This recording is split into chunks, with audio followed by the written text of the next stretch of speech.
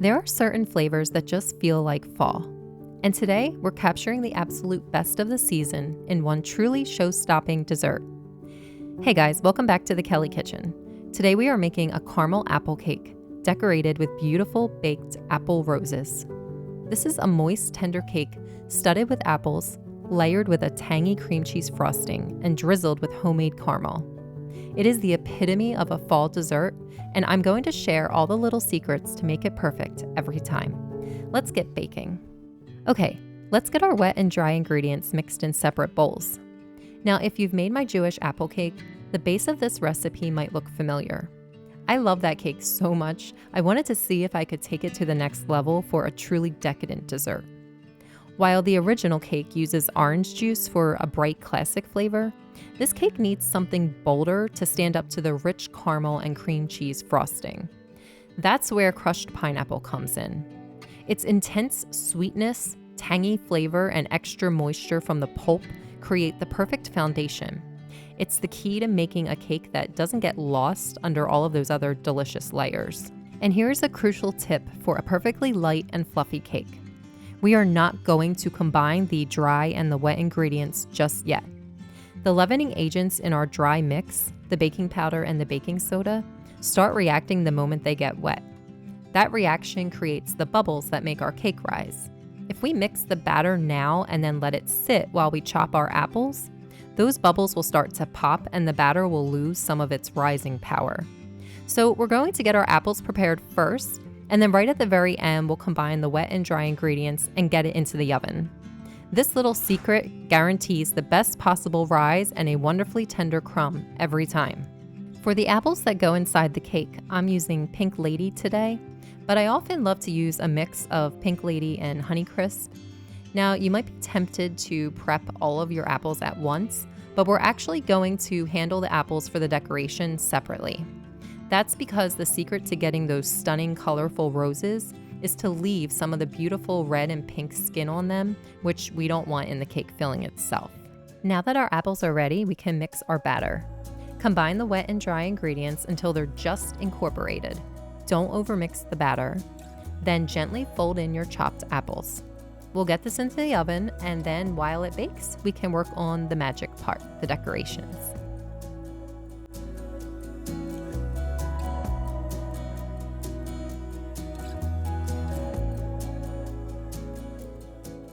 Now for the most creative part, choosing the apples for your roses.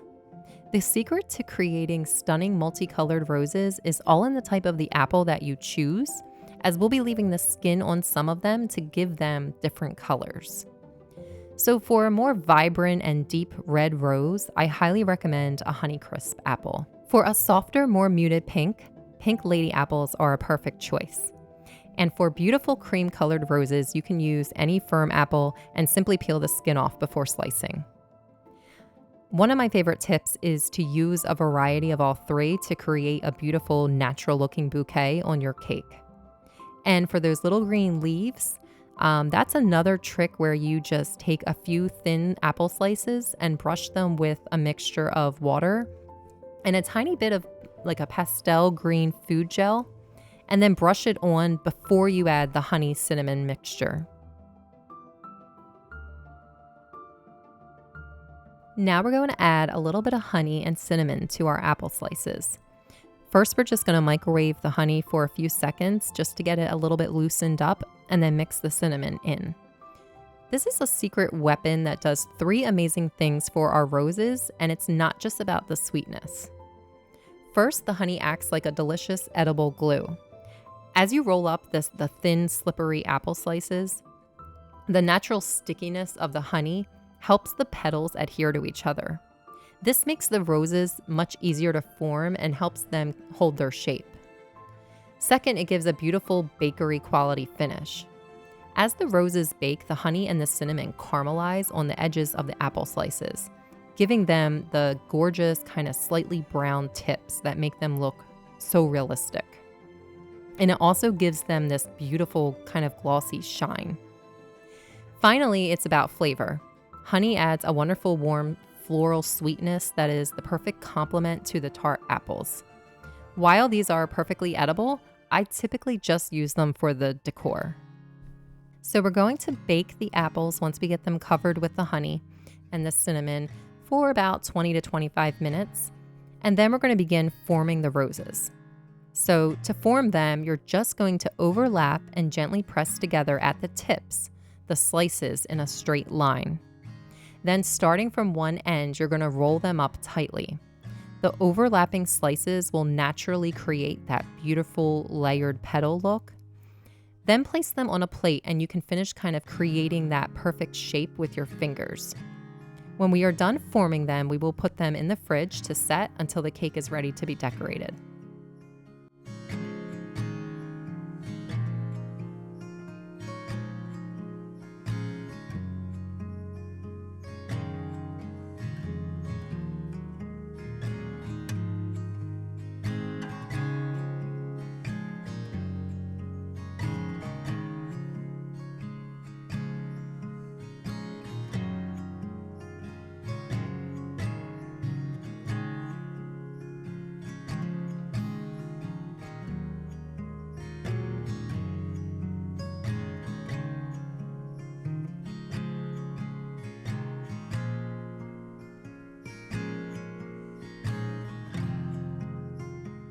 Okay, now it's time to make the delicious cream cheese frosting.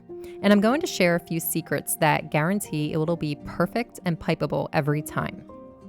First, and this is the most important tip, we're going to use softened butter, but cold cream cheese straight from the refrigerator. The cold cream cheese provides structure and it's the key to preventing the frosting from ever becoming too soft. It's also crucial to use full-fat block-style cream cheese. Finally, if your kitchen is warm and the frosting begins to soften while you're working, don't just add more sugar. That'll only make it overly sweet. The real trick is just to pop the entire bowl in the fridge for like 15 minutes, and this re-chills the butter and firms the frosting right back up into a perfect consistency. Once your cake layers are completely cooled, it's time to assemble. Spread a thick layer of that tangy cream cheese frosting on your first cake layer. If you like, this is the perfect time to add a sprinkle of chopped walnuts for a little crunch. I'm not adding them to my cake because my kids don't like walnuts, but this is the time when you'll want to go ahead and just spread it on that first layer and then continue to assemble the cake, adding another layer of walnuts on the second layer. Once the cake is assembled and frosted, just get it as smooth as you possibly can, but it doesn't have to be perfect because we will be putting the caramel on top. Now, if you don't like caramel, feel free to leave that off. That is perfectly fine, and the cake is still extremely delicious without it. So we're gonna take the cake and we're gonna put it in the fridge while we go ahead and prepare the caramel. The final touch that takes this cake over the top is a drizzle of homemade caramel. This can be intimidating to make from scratch, but here are a few tips that might make it a little bit less stressful. First, do not stir it. We're going to combine our sugar and a little bit of water in the pot until it looks like wet sand. Now, once it's on the heat, here's the most important rule of making caramel. Do not stir. Stirring can make your caramel seize up and get grainy. Second, watch closely. You're going to watch the color very carefully. It will go from clear to a light straw color and then finally to a beautiful deep amber, about the color of an old copper penny. And that's the perfect moment when we add in the heated heavy cream. So the third tip is have the cream ready and don't panic. The caramel can go from perfect to burnt very quickly, so have your heavy cream warmed and ready to go. As soon as it hits the perfect amber color, slowly stream in the heavy cream. It's going to bubble up like crazy, so don't panic. So that's normal. It's just keep whisking until it's smooth, and then you're going to remove it from the heat and stir in your butter and your salt. Now we need to let the caramel cool slightly before pouring it onto the cake, so continue stirring it off the heat until it's thick but still pourable. As the caramel cools, it'll start to thicken up quite a bit. So to get that perfect drizzling consistency, simply whisk in like another tablespoon or two of heavy cream. This does two things. It helps to thin the caramel beautifully, and it also helps to cool it down a bit faster. Once it's smooth and glossy, Pour it over the top of your chilled cake and gently guide it over the edges for those beautiful rustic drips. And now for the most creative part, arranging our stunning baked apple roses.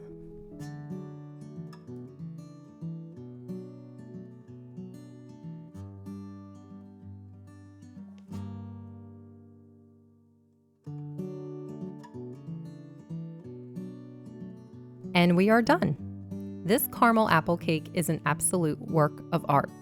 It's the perfect centerpiece for any fall gathering. The tender cake with the sweet apples and the tangy frosting, and then that salty caramel, every single bite is unforgettable.